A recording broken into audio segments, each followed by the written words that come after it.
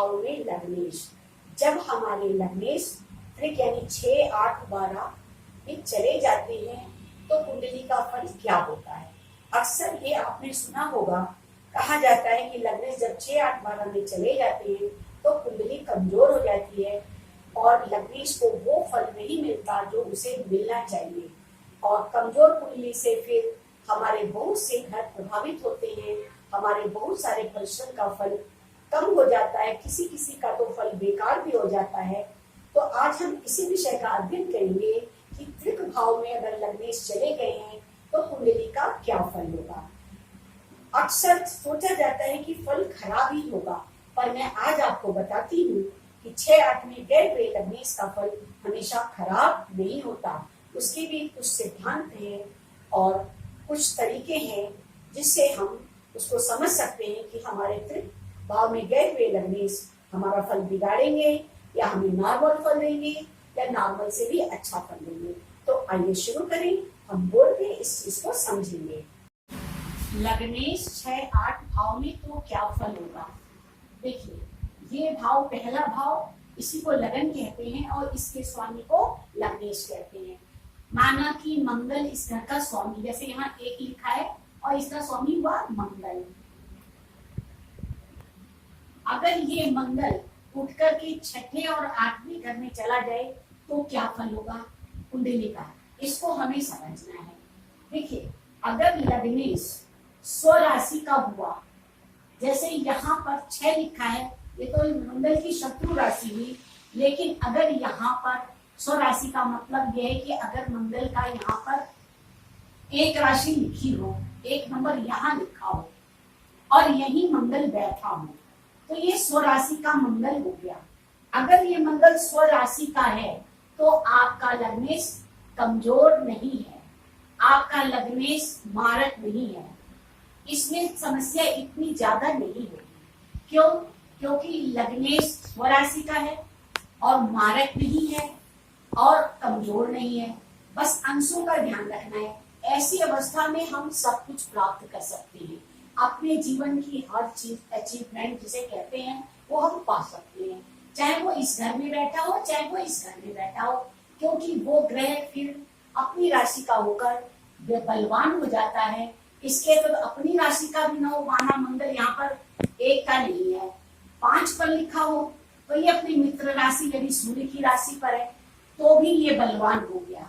अब इसके अतिरिक्त एक बात ये आती है कि उच्च राशि, अगर यहाँ पे 10 लिखा है, यहाँ पर मकर पे मंगल उच्च का होता है, अगर ये इसके ऊपर लिखा है तब भी वो बहुत बलवान हो गया। इस प्रकार ये कुंडली कमजोर नहीं होगी, जिसका तात्पर्य मंगल से ही खाली नहीं है, लगन कोई भी हो सकता है। लगन का स्वामी अगर 6, 8 में गया, मैं आज उसकी बात कर रही हूँ, तो फिर चाहे वो गुरु हो, चाहे वो शुक्र हो, चाहे सूर्य हो, चाहे मंगल हो, चंद्रमा हो, कुछ भी हो, उसे अपनी राशि का होना चाहिए, मित्र राशि का होना चाहिए या उच्च का, तो फिर कुंडली कमजोर नहीं होती। 6, 8, 12 का दोष, लगन दोष तो होता है पर बहुत कम दोष होता है, पूर्ण दोष नहीं कह सकते कि इसमें हम अपने जीवन में उन्नति नहीं कर पाएंगे। वैसे तो 6, 8, 12 में ग्रह का जाना अस्त ही कहलाता है, लगन का जाना कमजोर कहलाता है। परंतु अगर लगन अपनी स्वराशि की है या मित्र की है या उसके मित्र ग्रह वहां बैठे हैं, तो फिर वो कुंडली कमजोर कुंडली ना होकर के हर तरह से फल देने वाली कुंडली बन जाती है। हमें ये भी देखना चाहिए कि शुभ ग्रहों के साथ वो अच्छे अंशों में है, नवांश अच्छा है, षोडश वर्ग में बलवान है, अष्टक वर्ग में बलवान है। कहने का मतलब जो कुंडली के 16 भाग देखे जाते हैं, अष्टक वर्ग देखा जाता है, उसमें भी ग्रह को देखना चाहिए लगन के अतिरिक्त। अगर लगन 6, 8 में चली गई है और दूसरे भागों में वर्गोत्तम हो गई है, यानी वहां पर हमारा वो ग्रह अच्छे घरों का स्वामी है और हमें लाभ दे रहा है, तो हमारी लगन कमजोर होकर के भी कमजोर नहीं है। यहाँ तक हम सब सुख प्राप्त कर सकते हैं, उच्च पद को भी प्राप्त कर सकते हैं। अगर ये मजबूत होकर के बैठे हैं तो आपको सब सुख मिलेगा, ये गारंटेड है। अब आइए अष्टम भाव की बात करें। मैंने अभी 6ठे की बात करी, अष्टम के से हम क्या क्या देखते हैं।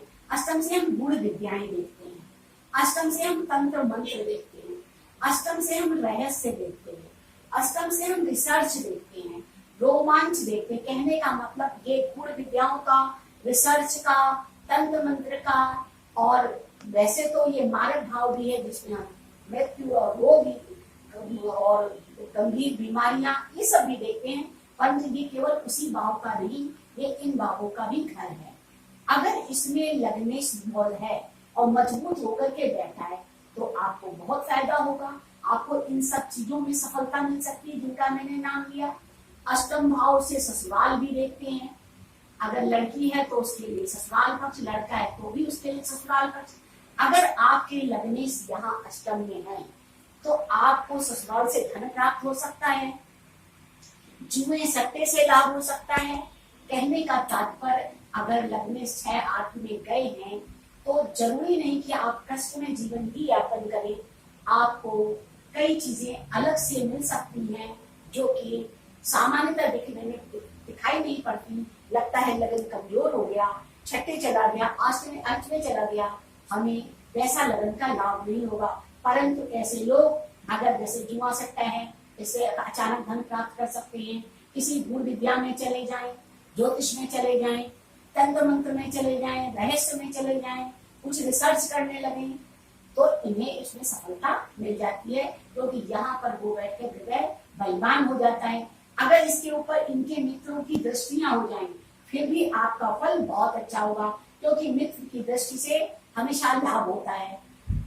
इसके अतिरिक्त शुभ ग्रहों के अच्छे अंश हो तो फिर कहना ही क्या। शुभ ग्रह अगर यहाँ बैठे हैं और उनके अंश मजबूत हैं तो फिर हमारा उतना बुरा हो नहीं सकता। हाँ, 6-8 में बैठे हैं, बैठने का जो थोड़ा प्रभाव होता है वो होगा, परंतु नुकसान कब होगा? देखिए नुकसान भी होगा, ये तो मैंने सब फायदे की बात बताई। कब होगा? जब ग्रह अस्त होगा, जब ग्रह दूर होगा और शत्रु के साथ बैठा होगा या शत्रु से ग्रस्त होगा यानी पीड़ित होगा, तो क्या हो सकता है कि हम बीमार पड़ सकते हैं, हम पे कर्ज चढ़ सकता है और हमें कष्ट में जीवन यापन करना पड़ सकता है। तो ग्रहों की स्थिति को देखना बहुत जरूरी है।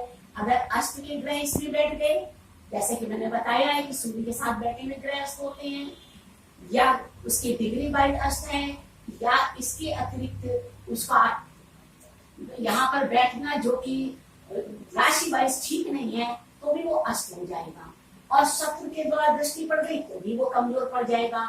और इसके अलावा अगर ऐसे लोग जब कष्ट में हैं, सोचते हैं चलो कर्ज लेकर के अपना कार्य व्यापार जमाएं, या कर्ज लेकर के कोई समस्या जो अभी आ रही उसको निपटा लें, तो कर्ज में आ जाते हैं, उन्हें कर्ज काटने में मुश्किल आती है। पर यहीं पर अगर क्रूर ग्रह बैठे हैं और आपकी जो राशि गई उसी के स्वामी बैठे हैं, मित्र बैठे हैं, तो आपने लोन से काम किया तो आप लोन चुकाने में समर्थ होंगे, आपके पास पैसा आएगा, आप लोन भी चुकाओगे, अपनी पोजीशन भी बनाओगे। पर इसके लिए हमारे ग्रह की डिग्री का होना और राशि का मित्र होना या स्वराशि का होना जरूरी है।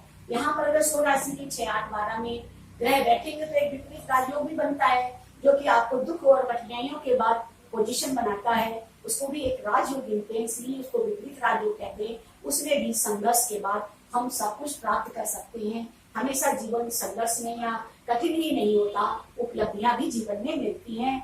और मेरा आज का टॉपिक यही था कि हम अपने जीवन में उपलब्धियां प्राप्त कर सकते हैं। 6-8-12 में ग्रहों से इतना ज्यादा दुखी होने, परेशान होने या घबराने की जरूरत नहीं है। अगर ये आपके फेवर में है तो आपको संघर्ष के बाद आपको पोजीशन अवश्य देंगे। मित्रों, आज का टॉपिक यही, बस इतना।